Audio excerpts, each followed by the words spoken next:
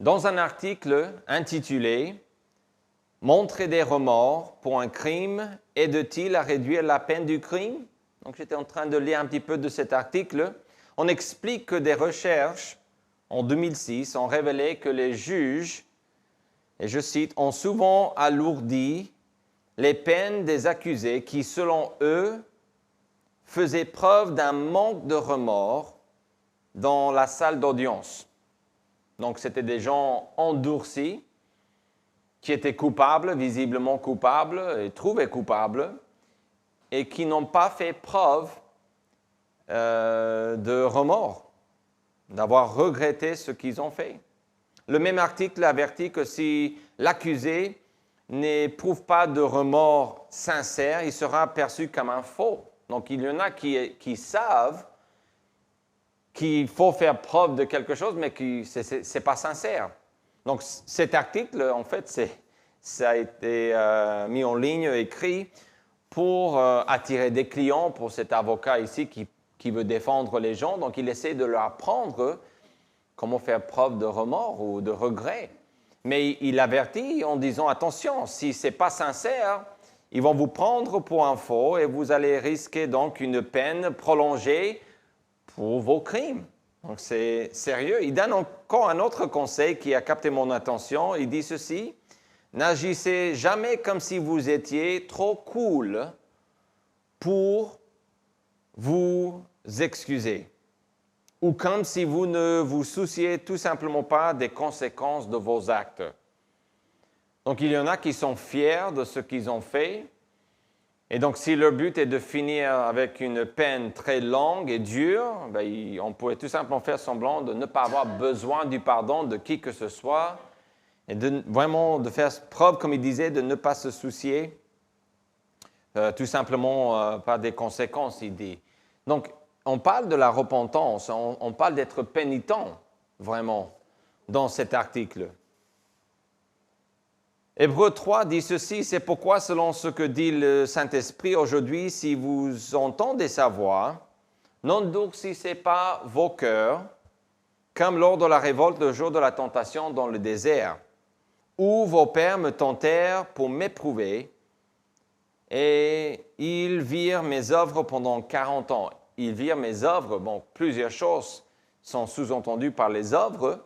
Ils ont vu que Dieu a pourvu à leurs besoins. Ça, c'est une chose qui est possible, mais le sens de ce texte révèle qu'on parle aussi du fait que les incrédules sont morts. Les incrédules sont morts dans le désert. Ils sont restés là.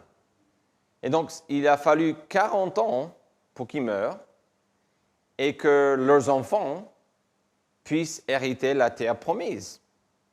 S'endurcir devant Dieu, le juge de l'univers, assure un jugement de sa part. Jacques 4 dit ceci, « Dieu résiste aux orgueilleux, mais il fait grâce aux humbles. » Et ça c'est verset 6, verset 8, « Approchez-vous de Dieu et il s'approchera de vous. » On a accès au pardon de Dieu en tant qu'enfant de Dieu et en tant que non-croyant, on a aussi accès au pardon de Dieu. Mais pour l'avoir, il faut se repentir. Donc, j'ai commencé avec l'idée de faire preuve de pénitence, de remords, en citant un article. Mais Dieu n'est pas exactement de la même manière. Les gens qui voient l'accusé, par exemple le juge ou les autres, le jury, qui vont voir le visage ou peut-être la réaction de la personne accusée quand on dit qu'il est coupable, peut-être il va tomber en pleurs ou peut-être avant, quand il donne un témoignage, on va constater de notre point de vue qu'il est sincère, mais il se peut qu'il est tout simplement un bon acteur, quelqu'un qui n'est pas vraiment repenti, qui n'a pas fait preuve de repentance ou de remords. Mais avec Dieu, ce n'est pas pareil parce que Dieu sait, Dieu connaît nos cœurs. Et ce que Dieu demande est la repentance. Et Dieu sait quand quelqu'un se repentit. Donc, le point de vue d'un juge dans le monde actuel, il est difficile pour lui de distinguer si c'est vrai ou faux. Il doit lui juger si c'est vrai ou faux, et puis voir aussi si cela veut dire qu'on peut alléger la peine, selon le crime, évidemment. Dieu est prêt pour réconcilier et pardonner ceux qui se repentent. Et il voit la repentance. Dieu cherche à gracier les coupables. Pourquoi? Parce que Jésus-Christ a déjà payé pour les péchés du monde entier. Tous les péchés. Il est mort et ce qu'il a fait était assez, suffisant pour payer pour les péchés de tout le monde. Mais, voici une question, que faut-il faire ou que faut-il pour être réconcilié avec Dieu? En parlant du salut, il y a plusieurs étapes. Et quand je dis le salut, je parle d'être réconcilié avec Dieu. C'est des synonymes, être pardonné, réconcilié, devenir un enfant de Dieu, être sauvé. Encore une fois, c'est des synonymes pour parler de la même chose. Comment est-ce qu'on peut être réconcilié avec Dieu? La première chose est la repentance. Il faut la repentance. Si on n'a pas de la repentance, on ne peut pas être sauvé. Il y en a dans l'Église, et je parle de l'Église au sens large, donc dans la famille de Dieu, mais pas la famille de Dieu nécessairement, mais dans les églises autour du monde, il y a des croyants et il y a des gens qui pensent être croyants, mais qui ne sont pas croyants.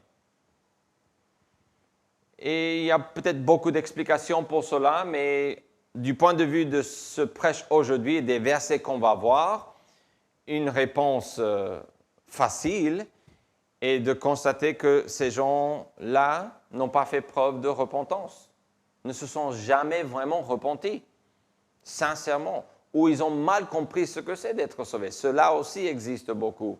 Parfois, les gens pensent qu'il suffit de prier ou de croire en Dieu. Et il y a énormément de gens aujourd'hui qui croient en Dieu, mais comme ils croient au Père Noël, quoi. C'est pas vraiment la foi, la bonne foi. Et on va parler de cela une autre fois, de la foi en tout cas. Mais la première chose qu'il faut pour être sauvé est la repentance. Donc, comment être réconcilié ou que faut-il pour être réconcilié? La repentance. Et j'ai deux questions pour nous aider à comprendre la repentance et pour voir ce que cela veut dire pour nous et pour les gens autour de nous qui ont besoin d'être sauvés. Comment savons-nous que nous devons nous repentir? Où est-ce qu'on voit ça dans la Bible? Il y en a qui pensent que la repentance ne fait pas partie du salut. Mais la question que je vous pose, comment savons-nous aujourd'hui, avec nous en tant qu'Église ici, comment savons-nous que nous devons nous repentir? L'Évangile ou la réconciliation commence avec la repentance. Ça, c'est la vérité que je veux avancer aujourd'hui. Je vais vous donner quelques raisons dans la parole de Dieu. Première raison, Jean-Baptiste a préparé le chemin pour l'Évangile. C'est lui qui a préparé le chemin pour Jésus, bien sûr, mais spécifiquement pour l'Évangile, la bonne nouvelle, que l'être humain, pécheur et coupable, qui n'est pas juste, peut être justifié, pardonné, réconcilié, adopté dans la famille de Dieu, etc. Ça, c'est la bonne nouvelle. Et au début du Nouveau Testament, souvent, on commence dans les évangiles, on parle toujours de Jean-Baptiste. Écoutez Marc 1, versets 1 à 4. Commencement de l'évangile de Jésus-Christ, Fils de Dieu, selon ce qui est écrit dans les prophètes. Voici, j'envoie devant toi mon messager qui préparera ton chemin. C'est la voix de celui qui crie dans le désert. Préparez le chemin du Seigneur, aplanissez ses sentiers. Écoutez le verset 4. Jean parut, c'est Jean-Baptiste, Jean parut baptisant dans le désert et prêchant le baptême de repentance pour la rémission des péchés. pour le pardon des péchés, la rémission pour le pardon des péchés. C'était possible, d'après Jean-Baptiste, d'être pardonné, mais comment? Quelle est la première chose, le premier pas? La repentance. Avant le message de Jésus-Christ, avant qu'il vienne et qu'il prêche la parole de Dieu, l'Évangile qui nous indique le chemin pour aller au Père, comme il dit en Jean, Jean-Baptiste a prêché la repentance. Parmi d'autres choses, bien sûr, ce verset réduit. Si vous lisez Jean chapitre 1, où on parle de Jean-Baptiste, vous allez voir qu'il a parlé aussi de la croyance, de la foi en celui qui venait après lui. Mais le message, l'essentiel, où il a commencé, était la repentance. Ça, c'est la première raison. Jean-Baptiste a préparé le chemin pour l'Évangile en prêchant la repentance. Mais il y a une deuxième chose, ou une deuxième raison. Jésus a commencé à prêcher l'Évangile en prêchant la repentance, en appelant les gens à la repentance. Dans le même livre, Marc, chapitre 1, écoutez les versets 14 et 15. Après que Jean eut été livré, donc Jean-Baptiste a été mis en prison, Jésus alla dans la Galilée prêchant l'évangile de Dieu. Il disait, le temps est accompli et le royaume de Dieu est proche, repentez-vous et croyez à la bonne nouvelle. Donc, la croyance vient après, mais la première chose d'après Jean-Baptiste, et ici d'après Jésus lui-même, la première chose, c'est la repentance. Ce n'est pas la totalité des choses qu'il faut, mais c'est la première chose. On doit commencer là. Et si on n'a pas de repentance, on peut croire tout ce que l'on veut, mais on ne sera pas pardonné. Il faut, d'après Jean-Baptiste, d'après Jésus-Christ lui-même, et même en annonçant Jean-Baptiste ici, on dit que ce que lui, il a fait a été annoncé par les prophètes dans l'Ancien Testament. Donc, rien de nouveau. Aujourd'hui, on va rester dans le Nouveau Testament, mais on peut voir le thème de confession, pas de repentance, le mot comme on l'emploie dans le Nouveau Testament en tout cas, mais l'idée de confesser ses péchés pour être pardonné existe aussi dans l'Ancien Testament. On a un exemple qu'on a vu récemment en Psaume 51 avec David qui a confessé ses péchés pour trouver le pardon auprès du Seigneur. Donc, c'est juste un exemple. Ça existe aussi dans la loi de Moïse. On parle aussi de confesser les péchés du peuple aussi. Mais il y a une autre raison, une troisième raison. L'Église que Jésus-Christ a fondée a prêché la repentance. Et non seulement elle a prêché la repentance, mais c'était comme le début de la réconciliation avec Dieu. C'était aussi mis au début. C'était quelque chose qu'on a annoncé aux non-croyants pour qu'ils puissent devenir enfants de Dieu ou pour qu'ils puissent être réconciliés. Acte, pour parler de l'Église, de la première Église, si vous voulez, il faut aller dans le livre d'Actes parce que Acte 2, on a le jour de la Pentecôte. C'est le premier jour que l'Église a existé officiellement parce que le Saint-Esprit va descendre et il faut le Saint-Esprit pour avoir une Église. Donc, l'Église est là, mais en chapitre 3 et verset 19, Dieu dit ceci, « Repentez-vous donc et convertissez-vous pour que vos péchés soient effacés. » Verset 20 aussi, « Afin que des temps de rafraîchissement viennent de la part du Seigneur et qu'il envoie celui qui vous a été destiné, Jésus-Christ, que le ciel doit recevoir jusqu'au temps du rétablissement de toutes choses, dont Dieu a parlé anciennement par la bouche de ses saints prophètes. » Donc, ce qui avait lieu ici, ce qui a eu lieu ici, a été aussi annoncé par les prophètes. Le salut, l'Église et le temps de rafraîchissement était une promesse donnée aux Juifs qui en partie a lieu ici le jour de la Pentecôte. Et dans cette même période, si vous voulez, on parle de ce fait que par la repentance, on peut avoir nos péchés effacés. Ici, l'expression « pour que vos péchés soient effacés » parle d'être pardonné ou d'être réconcilié, tout simplement. Il faut repérer les synonymes dans la parole de Dieu. Quand on explique l'Évangile, c'est vraiment important. Si quelqu'un connaît la parole de Dieu et qu'on leur explique comment être sauvé, il est vraiment important d'expliquer les synonymes. Parce que sinon, on va mélanger tous les synonymes. On va leur dire qu'il faut être pardonné. À la fin, on va leur dire qu'il faut être réconcilié avec Dieu. Après, on va dire que vous n'êtes pas sauvé, il faut être sauvé. Et les gens vont dire, « Waouh, je ne vais jamais arriver. Qu'est-ce que tout cela veut dire? » Ici, on a un exemple de cela, avoir les péchés pardonnés et tout simplement synonyme, si on veut, être pardonné est synonyme avec être réconcilié. Quand on explique cela, cela simplifie notre travail de prêcher ou d'annoncer l'Évangile. Donc, le but est d'être pardonné. Et donc, on voit ici plusieurs arguments dans la parole de Dieu, ou plusieurs preuves plutôt, pour dire que la repentance est indispensable pour être sauvé, pour être réconcilié avec Dieu. La repentance est nécessaire pour être réconcilié.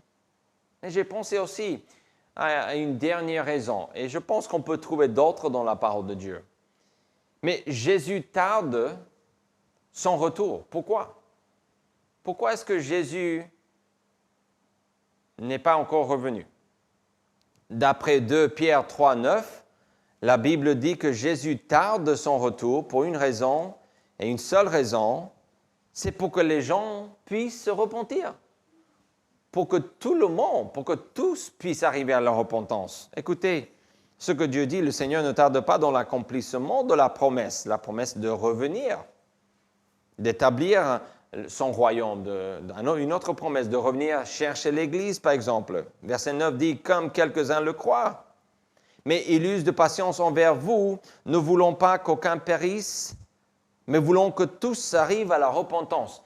Donc, Jean-Baptiste a fait ce que Dieu voulait, ce que l'Ancien Testament disait ou dit qu'il allait faire. Il a prêché la repentance. Jésus-Christ a prêché la repentance.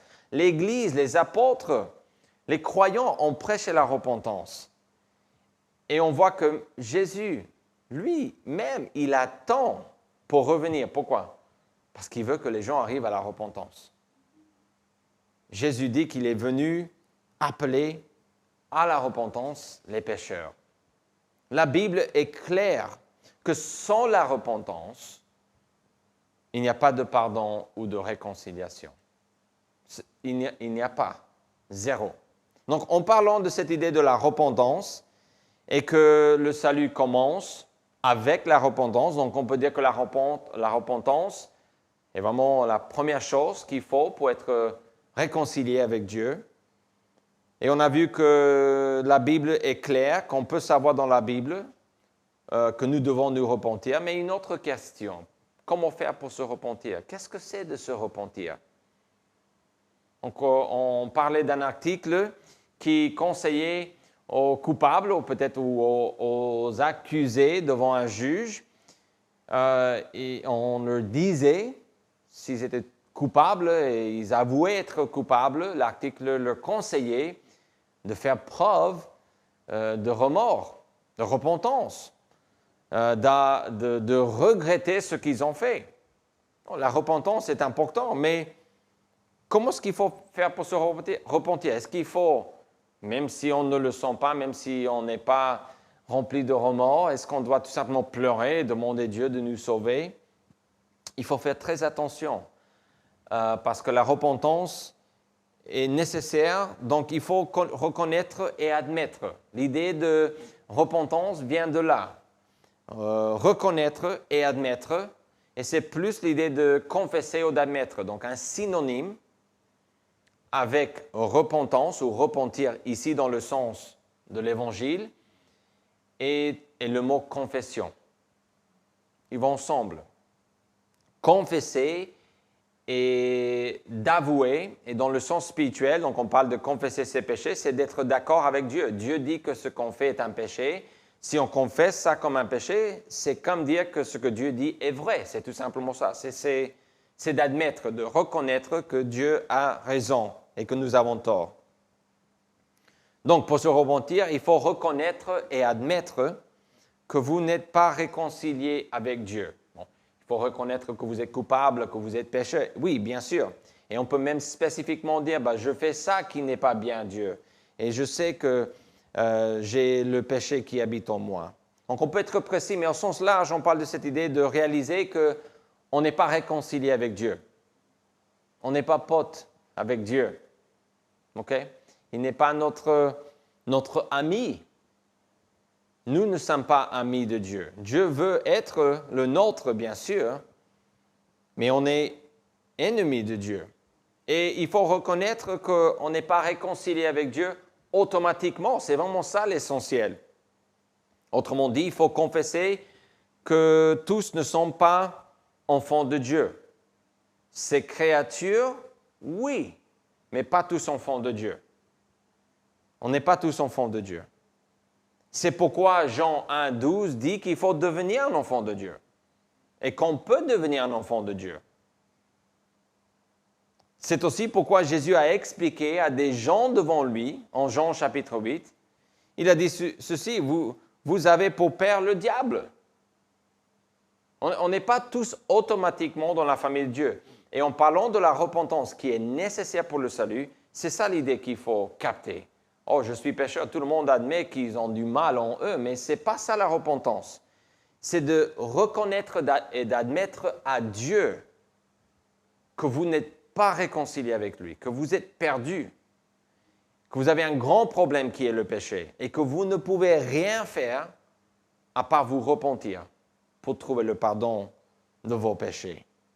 Donc on parle de ces deux vérités-là, qu'il faut devenir un enfant de Dieu.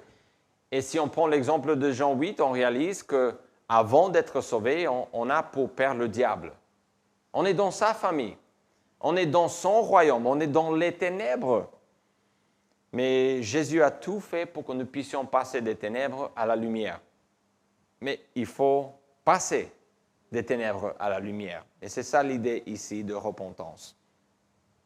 Donc la repentance est d'admettre que vous n'êtes pas sauvé ou dans la famille de Dieu, tout simplement. Dès votre naissance, vous avez besoin, nous avons besoin de nous repentir. Et comment est-ce qu'on fait ça? En admettant notre culpabilité, bien sûr. C'est pourquoi Luc 5, 32, on a une expression qui est, je pense, intéressante là, dit que Jésus n'est pas venu appeler à la repentance des justes. Vous dites, mais vous venez de lire 2 Pierre 3, 9, où on voit que Jésus ne revient pas. Il attend pour revenir parce qu'il veut que tout le monde soit sauvé ou que tous arrivent à la repentance. Et maintenant, tu parles de Luc 5, 32 qui dit que Jésus n'est pas venu appeler des justes. Mais le verset dit, mais des pécheurs. Qu'est-ce que cela veut dire? On parle de la vraie repentance.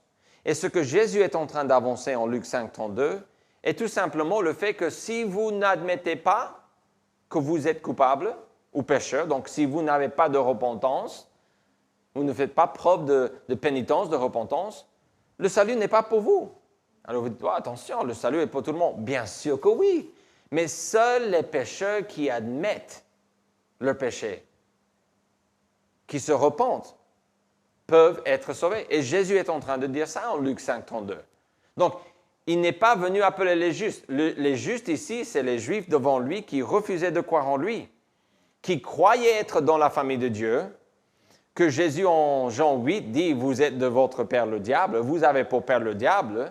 C'est ces gens-là qui se considéraient eux-mêmes automatiquement juifs. Et juifs pour dire dans ce sens, enfants de Dieu, les élus de Dieu. Donc, quand Jésus est apparu sur la scène, ils ont repoussé Jésus parce qu'il leur proposait quelque chose qu'eux, ils croyaient qu'ils avaient déjà. C'était des justes à leurs propres yeux, dans leur façon de voir les choses. Donc Jésus dit, je ne suis pas venu pour les justes, je suis venu pour les pécheurs. Parce que finalement, les seuls qui peuvent être pardonnés, c'est les pécheurs.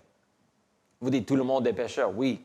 Mais le sens de pécheur, encore une fois, ici, c'est les gens qui admettent, qui reconnaissent qu'ils sont pécheurs. Évidemment, Jésus est venu pour tous et que Jésus veut que tout le monde soit sauvé.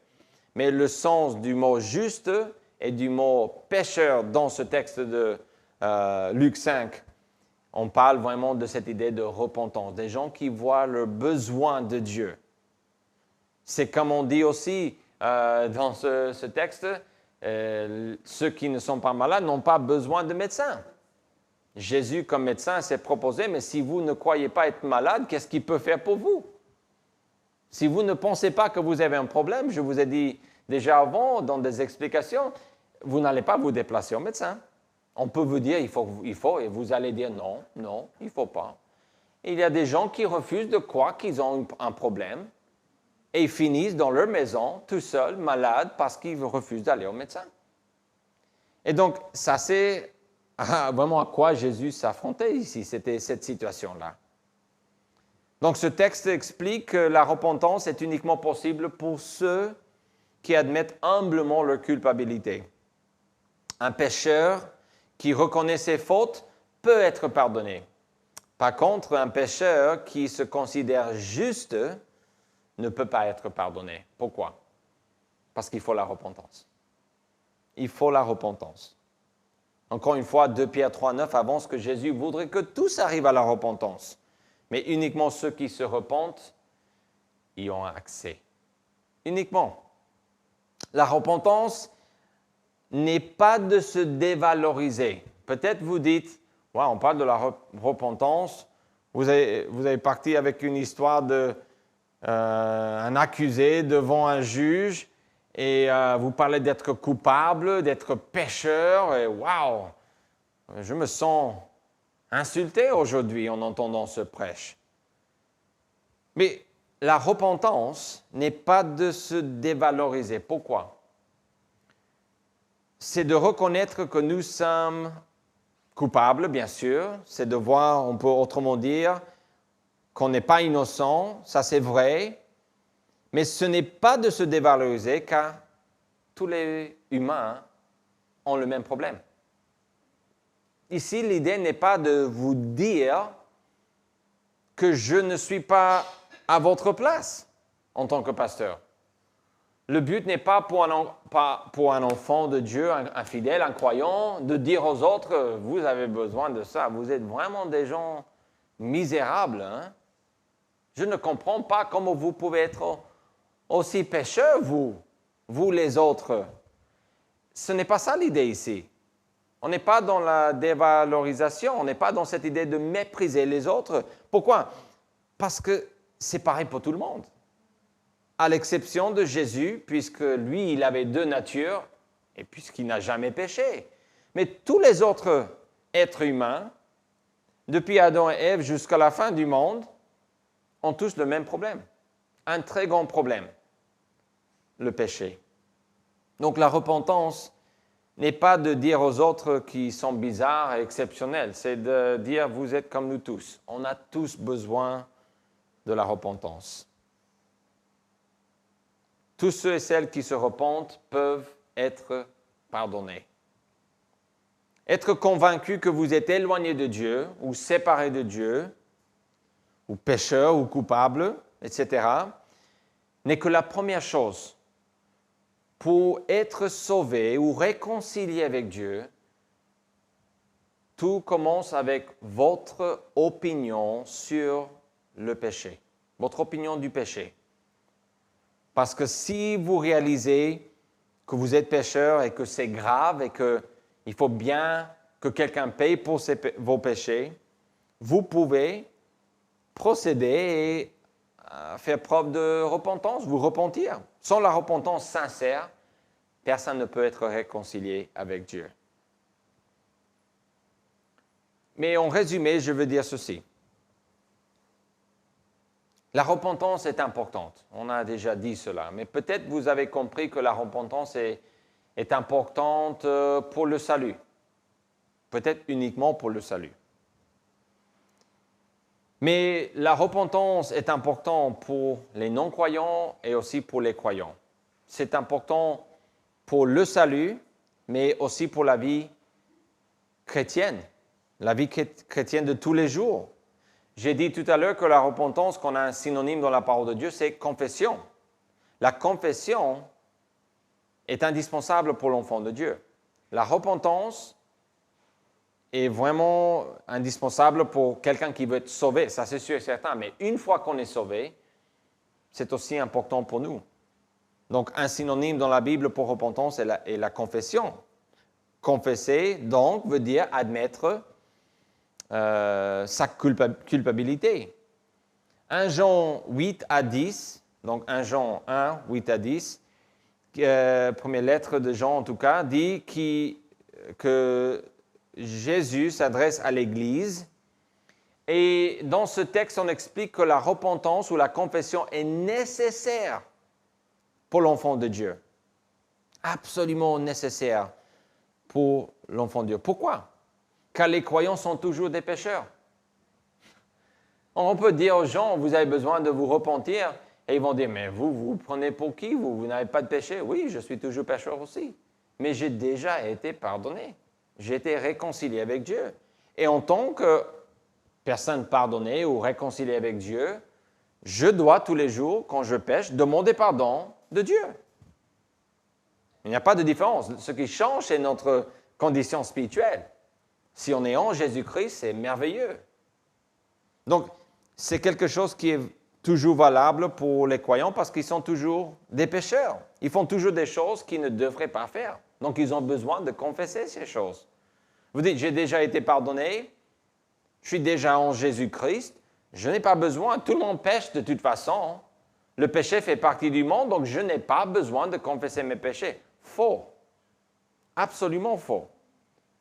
Il est indispensable pour vous de confesser chaque péché pour être pardonné de ce péché. Et qu'est-ce qui est en jeu? C'est votre relation avec Dieu? Non. Si vous êtes sauvé, vous êtes dans la famille de Dieu. La relation est établie. Vous êtes un enfant de Dieu. Ça ne peut pas changer. Ce qui est en jeu est la communion que vous avez avec Dieu. L'état de cette relation, pas la relation elle-même, mais si vous êtes en bonne relation ou pas, c'est ça qui va changer. On appelle ça la communion. Écoutez, 1 Jean 1, 8 à 10. Si nous disons, c'est nous les croyants, si les croyants disent que nous n'avons pas de péché, nous nous séduisons nous-mêmes et la vérité n'est point en nous. Si nous confessons nos péchés, si nous confessons, ça veut dire systématiquement, continuellement, ce n'est pas une fois pour toutes. On ne parle pas du salut ici. On parle des croyants qui confessent leurs fautes. Si nous confessons nos péchés, il est fidèle et juste pour nous les pardonner, pour nous purifier de toute iniquité. Si nous disons que nous n'avons pas péché, nous le faisons menteur et sa parole n'est point en nous. On parle de Dieu, on parle de Jésus-Christ spécifiquement. C'est lui notre avocat auprès du Père. Jésus-Christ le juste, d'après 1 Jean 2 et le verset 1, donc juste après le texte que je viens de lire. Donc, ceci me mène à vous dire ceci. Si vous êtes déjà un enfant de Dieu, vous êtes dans la famille de Dieu, je veux vous donner 4 conseils pour pratiquer la repentance, ou on peut dire la confession. La confession, parce que c'est le mot qu'on utilise en 1 Jean pour les croyants. Numéro 1. Identifiez vos péchés. Vous serez sage, plus sage encore, si vous prenez le temps de réfléchir à votre vie et de noter ou de vous dire, peut-être dans votre tête, parce que vous ne voulez pas avoir des traces de vos péchés, d'identifier vos péchés. Et en plus de voir ce que ces péchés représentent. Est-ce de l'égoïsme, de l'avarice ou une autre grande catégorie de péchés? Bon, d'identifier les choses qui ne vont pas, les péchés, et essayer de voir pourquoi c'est comme ça. Donc, identifiez vos péchés. Numéro 2, confessez vos péchés. Quand vous avez identifié, il faut en même temps demander le pardon de Dieu avec le but de vous éloigner de ces péchés.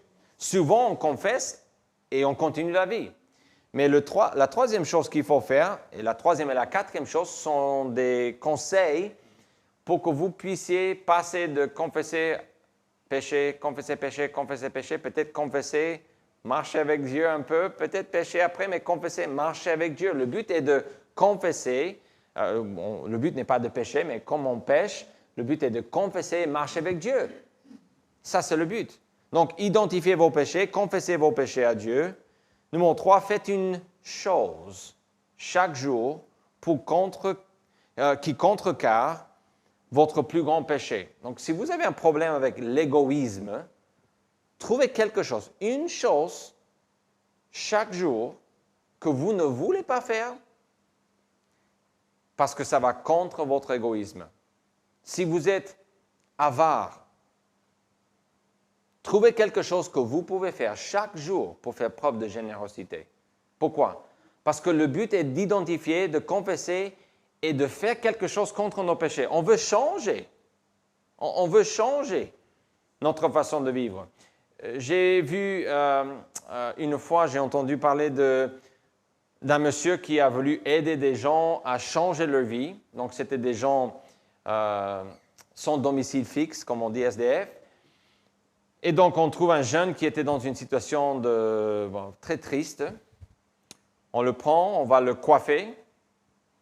On avait mis dans une place une chaise ou siège où on allait le coiffer. Et juste à côté, on avait mis comme si c'était au dentiste, dans le cabinet. Mais on avait tout amené là. Ils avaient tous les appareils, tout était branché au courant. Ils ont nettoyé, lavé, fait tout ce qu'il fallait pour ses dents. Après, on l'a amené pour acheter des vêtements, plein de vêtements. Et donc, il a changé complètement d'apparence. Et puis, on l'a amené au resto. Mais tout ça est bien. Ça, c'est comme dans les premières étapes, identifier et confesser vos péchés. Mais ce qu'ils ont fait par la suite me fait penser plus à cette idée d'essayer de changer notre problème avec le péché, de changer notre façon d'agir. On lui a proposé de travailler dans ce restaurant où il a mangé. Ils avaient une place disponible pour lui, pour faire quelque chose. Je ne sais pas, c'était un très beau restaurant. Et ça, probablement, était la meilleure chose. Avoir les dents en bon état, c'est bien. Être bien coiffé ou bien habillé, c'est bien. Mais si vous êtes toujours SDF, vous allez être bien habillé pendant une semaine et puis c'est fini. Mais un boulot, on a des entrées d'argent et une vie plus stable, ça peut changer. Et en tant qu'enfant de Dieu, numéro 3, faites une chose chaque jour qui contrecarre votre plus grand péché. Et numéro 4, gardez une liste des choses que vous faites pour contrecarrer vos péchés et relisez-la de temps en temps. Pourquoi? Parce qu'on va commettre souvent les mêmes péchés, même catégories de péchés dans nos vies. Il y a plusieurs grandes catégories, égoïsme, avarice, peut-être convoitise. Et on peut regrouper beaucoup de différentes pensées dans ces groupes-là. Il y a d'autres, OK? L'orgueil peut être mis avec égoïsme, manque de confiance peut être mis là aussi. Donc, l'idée est de nous rappeler de ce qu'on a fait pour combattre le mal en nous. Le but est de faire mourir par le Saint-Esprit les choses qui ne vont pas en nous. Donc voilà 4 conseils pour vous. Si vous n'êtes pas un enfant de Dieu et que vous écoutez ce prêche et vous dites « je ne connais pas Dieu, je ne suis pas un enfant de Dieu », une seule chose, réalisez que le fait que vous êtes coupable ne vous empêche pas de bénéficier de l'amour et du pardon de Dieu. Le but de l'Évangile, de ce prêche en particulier, qui parle de l'Évangile, du début de l'Évangile, n'est pas de vous décourager. C'est pour vous dire tout simplement ce qu'il faut faire pour pouvoir être pardonné. La réalité est que tout le monde peut bénéficier de l'amour et du pardon de Dieu. Amen. Quelle bénédiction. Vous dites, comment est-ce qu'on sait? Comment est-ce que moi, je peux savoir ça si je ne suis pas dans la famille de Dieu? Je ne connais pas la parole de Dieu. Dieu dit ceci, mais Dieu prouve son amour envers nous tous, tout le monde. En ce que lorsque nous étions encore des pécheurs, Christ est mort pour nous. Christ n'est pas mort pour des justes. Il est mort pour des impies, pour des pécheurs, pour des coupables. Et l'idée de ce texte, Romains 5, 8, est que lorsque nous étions encore des pécheurs, Christ est mort pour nous. Quelle bénédiction. Pourquoi pas confesser vos péchés aujourd'hui à Dieu? Si vous êtes un enfant de Dieu, pourquoi pas? Pourquoi pas trouver le pardon? Si vous n'êtes pas un enfant de Dieu, pourquoi pas réaliser que vous pouvez être pardonné en Jésus-Christ? Mais tout commence avec la repentance. Père Céleste, merci pour la bonne nouvelle de l'Évangile. Même les choses qui ne semblent pas être une bonne nouvelle, comme le fait qu'on est pécheur et que le salaire du péché est la mort, même ces choses-là sont de bonnes nouvelles parce que tu es mort pour nous et que tu aimes les pécheurs et que les seuls que tu peux sauver sont bien les pécheurs. Donc, même les mauvaises nouvelles sont de bonnes nouvelles en Jésus-Christ. Je prie pour ceux et celles qui écoutent ce prêche, qui sont dans la famille de Dieu, pour qu'ils acceptent de confesser le péché jour après jour. Mais aussi, Seigneur, qu'ils acceptent de faire quelque chose qui va contre leur péché chaque jour.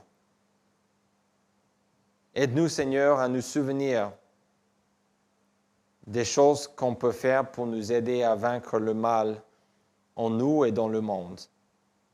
Aide ceux et celles qui écoutent ce prêche qui n'ont pas Jésus-Christ dans leur vie, qui ne sont pas dans ta famille, à se repentir et à croire en la bonne nouvelle qui est que tu veux et tu peux les pardonner. Merci beaucoup au nom de Jésus-Christ, nous prions. Amen.